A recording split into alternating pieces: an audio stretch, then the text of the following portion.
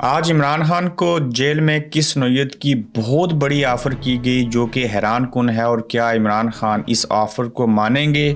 پاکستان کا دبئی یعنی کہ بلوچستان ڈوب گیا، کھربوں روپے کا نقصان، وزیر اعظم عدالت میں حاضر، وہاں ان کے ساتھ کیا ہوا؟ پی ٹی آئی کے کن کن لوگوں کی سزائیں جو تھیں وہ آج معاف ہوگی؟ آج کے اس اہم گورکھ دھندا میں ان پہلوؤں پر بات کریں گے۔ السلام علیکم، آپ دیکھ رہے ہیں گورکھ دھندا ابرار قریشی، آپ سے مخاطب ہوں۔ بڑی دلچسپ خبریں ہیں آج کی تاریخ میں۔ پہلی بار ہم دیکھ رہے ہیں کہ سیاستدان جو تھے پہلے معافی مانگتے تھے، ڈیل کرتے تھے، لیکن اس بار اسٹیبلشمنٹ جو ہے، ملٹری اسٹیبلشمنٹ یعنی کہ فوج، وہ عمران خان سے ڈیل کرنا چاہ رہی ہے اور عمران خان نہیں مان رہے۔ اس سے قبل سیاستدان ڈیل کرنا چاہتے تھے اسٹیبلشمنٹ سے، تو اسٹیبلشمنٹ انکاری ہوتی تھی۔ عمران خان چونکہ سمجھتے ہیں، اور میں اکثر کہتا ہوں کہ یہ لوگ عمران خان کو سیاستدان بھی نہیں سمجھتے تھے، ان کو انٹیلیجنٹ بھی نہیں سمجھتے تھے، ان کو یو ٹرن کہا کرتے تھے، لیکن عمران خان کی سوچ جہاں ان کی ختم ہوتی ہے اس سے آگے شروع ہوتی ہے۔ یہ باتیں تو ثابت ہو چکی، انہوں نے اپنی ایک ایک بات جو کہی تھی وہ سچ ثابت ہوئی ہیں، کم از کم کچھ نہیں تو 90% تو باتیں سچ ثابت ہوئیں۔ اب چونکہ پچھلے دنوں ایک خبر چلائی گئی تھی کہ عمران خان چاہتے ہیں کہ صدر پاکستان جو ہیں وہ ان کی سزا معاف کریں، وہ ہم نے کل آپ کو بتایا کہ عمران خان نے انکار کر دیا اور کہا، تردید کی کہ میں ایسا نہیں چاہتا، اور نہ ہی میں چاہتا ہوں کہ صدر پاکستان جو میرا دوست ہے، ورکر ہے، پارٹی کا بندہ ہے، اوپر سے ملک کا صدر پاکستان ہے، تو وہ میری سزائیں معاف کریں، مجھے یہ بھیک نہیں چاہیے۔ اس کے باوجود یہ بات مزید آگے بڑھی، اور یہ بڑی اہم خبر ہے جس میں عمران خان صاحب کو جو آفر کی گئی، میں سب سے پہلے آپ کے سامنے رکھتا ہوں تو آپ کو بھی سمجھ آ جائے گی کہ آفر کیوں ہو رہی ہے اور کس نوعیت کی آفر کی گئی۔ سب سے پہلی بات ان کو کہے گی کہ خان صاحب دیکھیے، 2-3 سال آپ نے خاموشی اختیار کرنی ہے، خاموش رہنا ہے، بولنا نہیں ہے، وفاقی حکومت جو ہے اس کو چلنے دینا ہے، مریم صاحبہ کی حکومت ہے پنجاب میں، اس کو چلنے دینا ہے، اور خاموشی کے ساتھ 2-3 سال ہی تو ہیں صرف، آپ بنی گالہ میں قیام کریں۔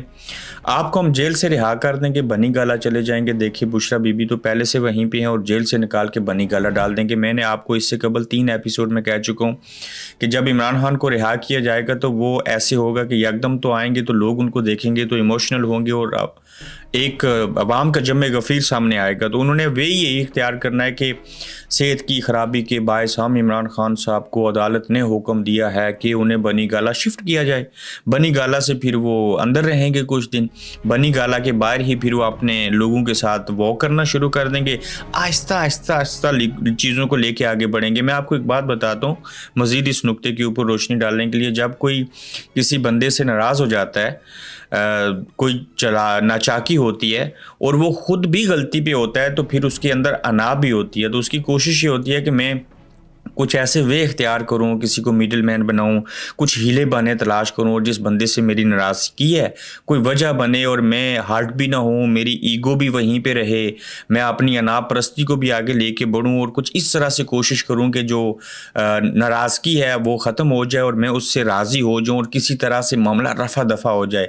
اب وہ کمزور بھی ہو، وہ راضی بھی ہونا چاہتا ہو، وہ غلطی پہ بھی ہو، تو اسی طرح سے جو اسٹیبلشمنٹ ہے وہ خان سے ناراض بھی تھی، خان سے دشمنی بھی رکھتی ہے، ناپرستی بھی ہے، لیکن وہ ایسا اختیار کر رہے ہیں جیل سے بنی گالہ سے پھر چیزوں کو آگے بڑھائیں اور آہستہ آہستہ مومنٹم بنایا جائے تاکہ ہمارے اوپر بات بھی نہ آئے، خان کا بھی ہم تاثر دے دیں گے، دیکھیں اس نے ڈیل کیا ہمارے ساتھ۔ اچھا، کہتے ہیں کہ 2-3 سال خاموشی اختیار کریں، اس کے بعد جیل سے رہا کر دیں گے اور حکومت چلنے دیں آپ بس۔ پھر کہتے ہیں کہ صدارتی آرڈر کے ذریعے معاف کریں گے۔ خان نے اس آفر کو قبول کرنے سے صاف انکار کر دیا۔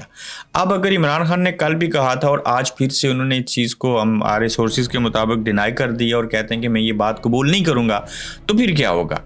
ایک چال چلتی ہے اسٹیبلشمنٹ، پھر اوپر سے دوسری چال چلتے ہیں عمران خان، چالیں ساری خان صاحب کی کامیاب ہو رہی ہیں، اسٹیبلشمنٹ کو منہ کی کھانا پڑ رہی ہے۔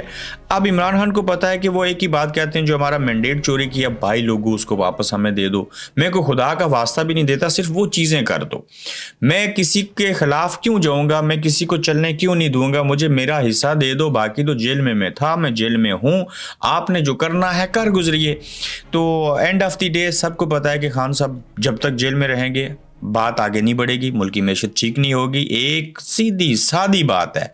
और मुल्क की मैशत ठीक नहीं होगी तो हुकूमत नहीं चलेगी, हुकूमत नहीं चलेगी तो अवाम नाखुश होंगे, अवाम नाखुश होंगे तो कोई फ़ौज, कोई निज़ाम, कोई हुकूमत नहीं चल पाएगी।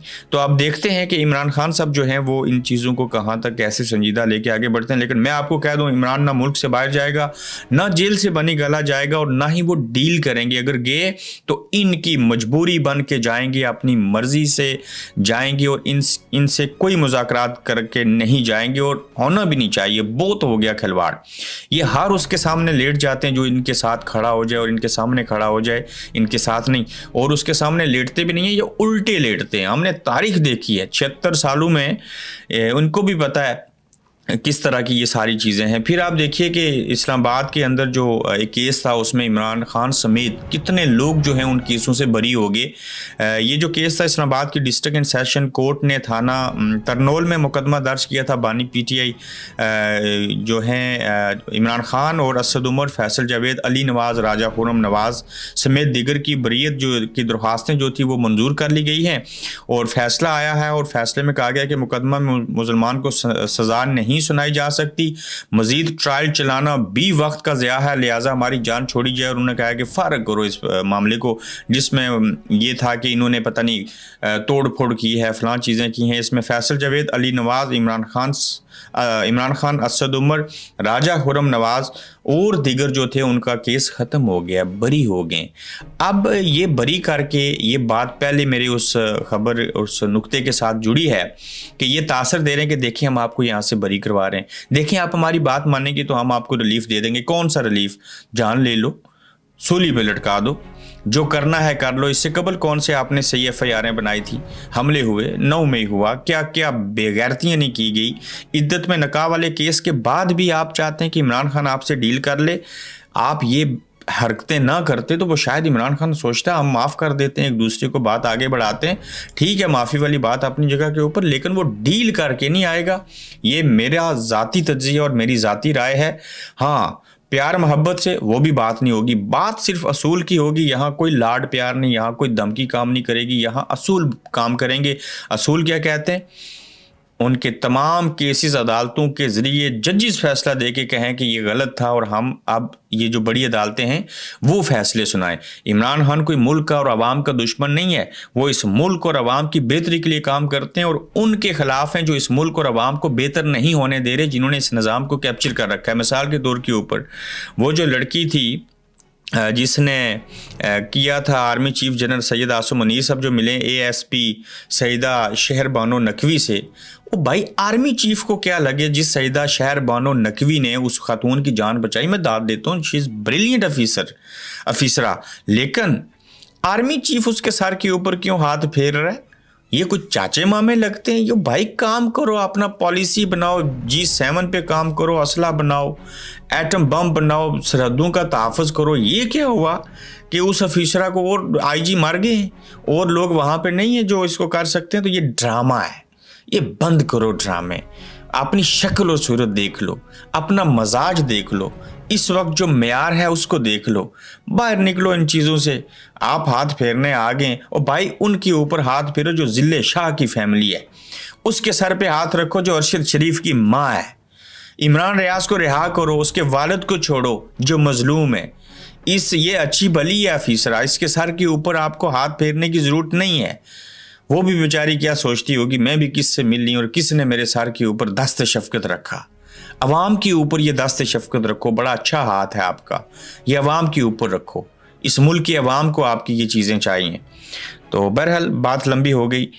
इसके साथ आप देखिए कि वज़ीर आज़म अनवार उल हक काकड़ साहब आज अदालत में पेश हुए। वो जो मिसिंग पर्सनस वाला केस था उस सिलसिले में, और काकड़ साहब कटहरे में आए और बलोच तलबा की अदम बाजियाबी पर इस्लामाबाद हाई कोर्ट ने आज निगरान वज़ीर आज़म अनवार उल हक काकड़ को ज़ाती हैसियत में तलब कर रखा था। पेशी होगी या सुनने में आया।